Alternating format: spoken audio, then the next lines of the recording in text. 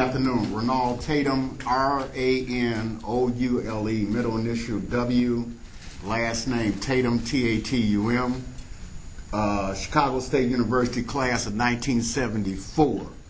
I come here in the spirit of Dr. King, W.E. Du Bois, as well as Thurgood Marshall, being a member of Alpha Phi Alpha fraternity. I first would like to state, as being a single father of two daughters, 15 and 20, my concern is about the welfare of my children and the other children in the 26th district. I live at 3939 South Lake Park. I live in the 4th Ward, the North Kenwood Oakland community, the 7th Congressional District, the 26th State Representative District, the 13th Senatorial District, the 5th Judicial District, the 3rd County Board District, the 3rd Board of Review District, and I also have a federal senator that represents that area, and also a president named Barack Obama that lives, I was going to say a gunshot away from me, but that wouldn't be appropriate.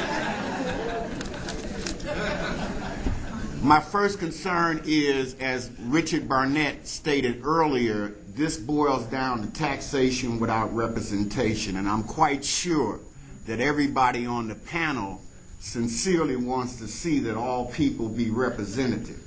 I also need to make a disclaimer that I'm here on the behalf of Black Wall Street, also being the manager of Men's Health for Real Men Cook. Our funding through the Illinois Department of Public Health was cut off. I am not here as a candidate for state rep for the 26th district, because I don't want to get phone calls tonight saying Ranoule was politicking at the redistricting hearing. Thirdly, I need to make a statement for you to think about. Our ancestors came here in different ships to America and went through many challenges, but now that we're here in America, we're all in the same boat. We have economic distressed areas, politically distressed areas, as well as communities that are underdeveloped.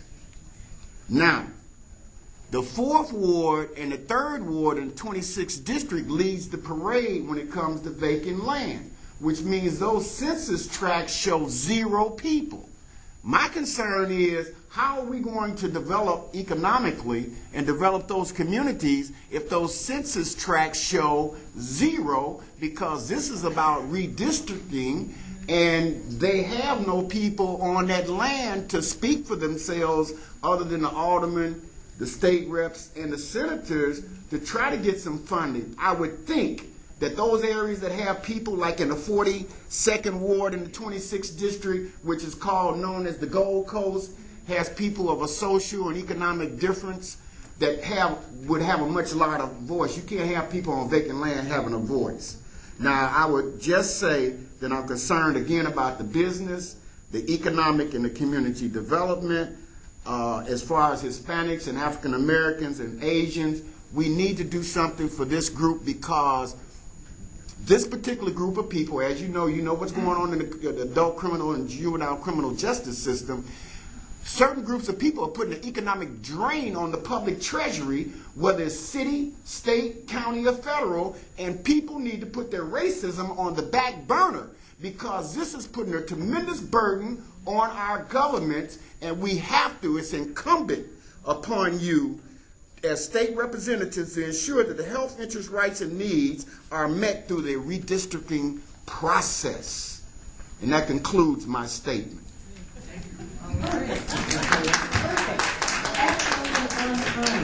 Questions from the panel? Thank you very much. I don't have a map to submit at this time, but I would hope that the process would be one where the people that the map will affect, the new map, has an opportunity to review the map and give the committee feedback on the map, so that we can make an opportunity to draw one at the Blandick Building downtown. Thank you.